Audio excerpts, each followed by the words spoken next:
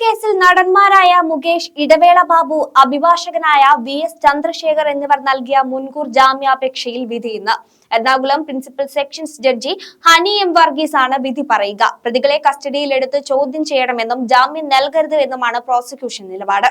മണിയൻപിള്ള രാജുവും fort Kochi police register ചെയ്ത കേസിൽ മുൻകൂർ ജാമ്യത്തിനായി കോടതിയെ സമീപിച്ചിരുന്നു. ജാമ്യം ലഭിക്കാവുന്ന കുറ്റകൃത്യമായതിനാൽ അത് രേഖപ്പെടുത്തിയ കോടതി ഹർജി തീർപ്പാക്കി. കൊച്ചിയിലെ നടിയുടെ പരാതിയിൽ 4 സിനിമാ താരങ്ങൾ ഉൾപ്പെടെ 7 പേർക്കെതിരെയാണ് കേസെടുത്തത്. ആരോപണ വിധേയരായ 7 പേരും വിവിധ ഇടങ്ങളിൽ വെച്ച് ലൈംഗിക അതിക്രമം നടത്തിയെന്നാണ് നടിയുടെ പരാതിയിൽ പറയുന്നത്. മണിയൻപിള്ള രാജുവും ഇടവേള ബാബുവും ലൈംഗിക ചുവയോടെ സംസാരിച്ചുവെന്നാണ് നടിയുടെ വെളിപ്പെടുത്തൽ.